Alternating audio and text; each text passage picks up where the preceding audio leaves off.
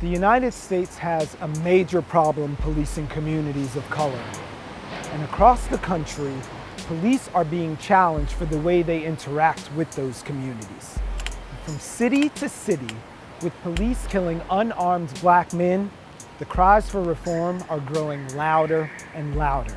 In 2012, NYPD officers stormed the home of 18-year-old Ramarley Graham and shot and killed him.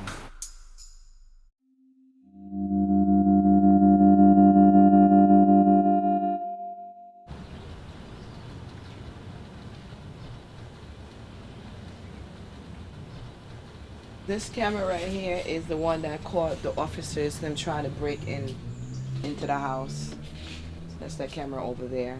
And it's actually the one that caught them running in. Ramarley was coming from that direction. So when Ramarley came, he came to this gate. And you see him walking towards this door right here. And then you see the officer running from that direction over there.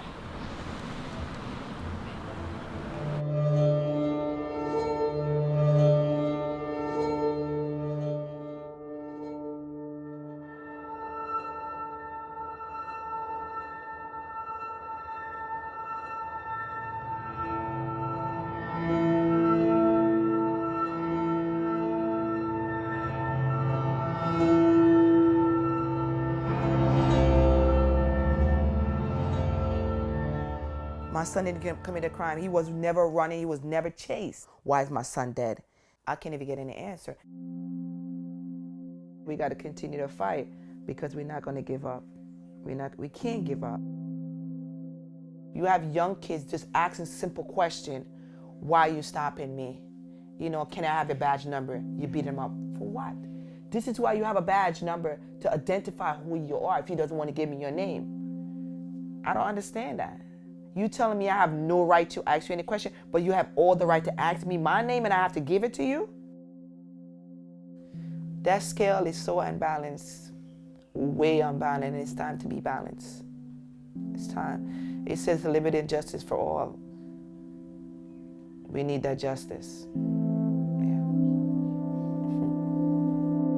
Over the last 15 years, New York has enacted several reforms, from outlawing the death penalty to the Criminal Justice Reform Act.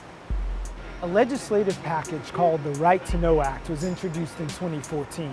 It would require police officers to identify themselves and obtain a proof of a consent to search. The proposed legislation had support from over half of the city council and hundreds of community-based organizations.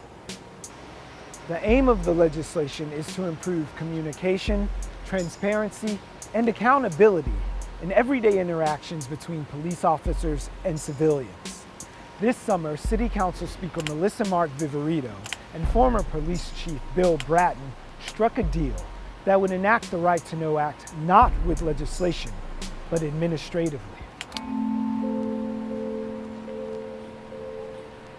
Richie Torres represents the Bronx's 15th district in the New York City Council. He co-sponsored the legislation along with Councilmember Antonio Reynoso and gave us some insights. The driving force behind the Right to Know Act is Communities for Police Reform, which is a coalition of over 200 organizations. So the legislation was drafted not from the top down, but from the bottom up. We have to get this bill into law. And the law would require the officer to inform you of your constitutional right to decline or consent to a search. Unlike administrative change, legislation can stand the test of time and it has the force of law. I'm gonna speak with the speaker in a few days. What would you have me ask her? I mean, if you believe that the change you negotiated with the administration is the right thing to do, why not legislate it? Why do it administratively? There are 51 city council members who propose, debate, and pass legislation on everything from school holidays to traffic fines. And the person at the head of the council is the speaker, Melissa Mark-Viverito. Any change within an organization takes time. And so now we're seeing, right, some acknowledgement and moving forward on this legislative package in an administrative way. So I'm going to ask you if your faith in our new commissioner is stronger than your belief that we need to legislate something like the Right to Know Act in. I believe in the benefit of the doubt. Okay. He's a new leader. He has clearly expressed and verbalized that there's work to be done.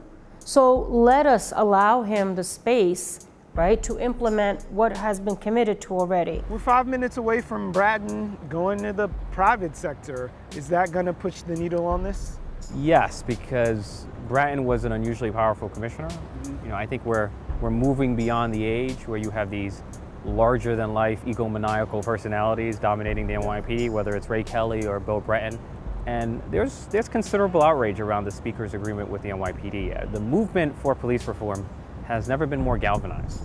So the momentum is on our side, and I'm confident we're going to enact the Right to Know Act in this legislative session. I don't believe it's Bratton at all. David Greenidge retired from a 30-year career with the NYPD and has seen his share of reform bills come and go.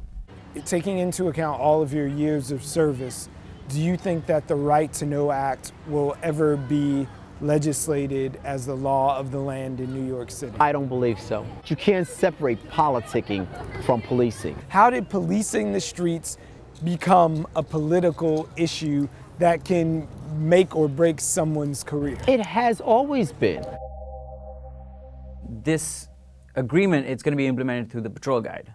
Now, the patrol guide, it's been a source of controversy for years because the NYPD has over the years added and updated it. It bans chokeholds. That hasn't stopped incidents like Eric Garner. As you can see in that case, because it's in the patrol guide, it leaves the disciplinary action up to the NYPD.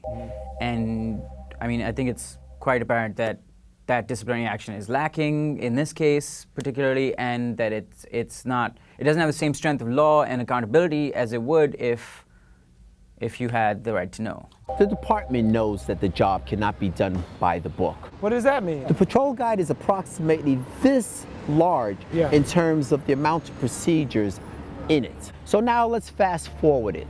You have an individual who makes a stop.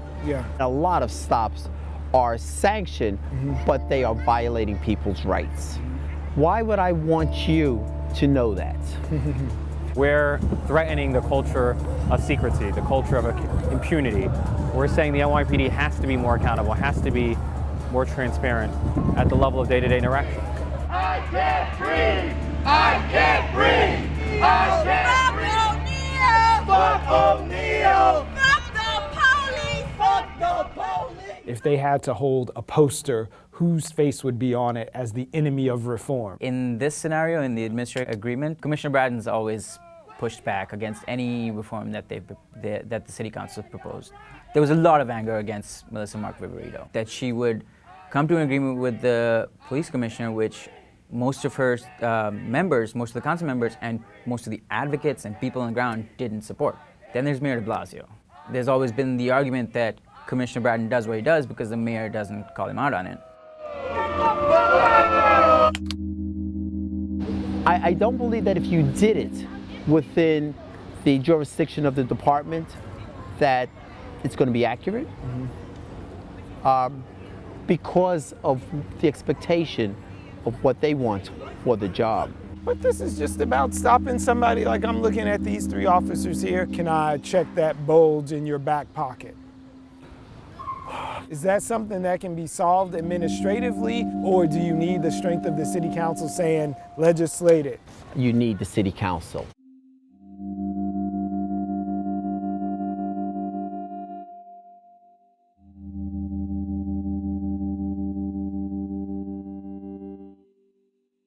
Even after this right to know compromise, the council members, the sponsors, they have an option to move the bill forward. Right. It's called a discharge from committee. They would need to introduce a motion voted on by 7 other council members in their committee, and they can move forward without the speaker's approval. I have no interest in imposing the bill on the NYPD. I want to go through the legislative process, negotiate with the department in good faith, and then come to a compromise.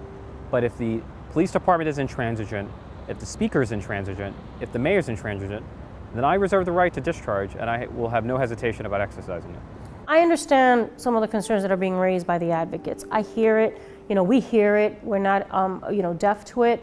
But again, I think that now having a police department embrace what they rejected so strongly 6 months ago is progress. We have a new commissioner who is clearly someone who understands there has been systemic wrongs, that we have to improve relationships with the community, who is the one who really is implementing the neighborhood policing program that we're seeing the NYPD. So let's work, and see how this plays out. And then as this is rolled out, we can have hearings, right? We can look at it, we can ask the NYPD how it's being implemented, we can ask advocates on the ground how they feel it's being rolled out. Let's have that conversation and then see where we end up a year from now. So do you think the right to know is like too far off the course just to accommodate for that? Not necessarily, because I've continued to say it's not off the table, right?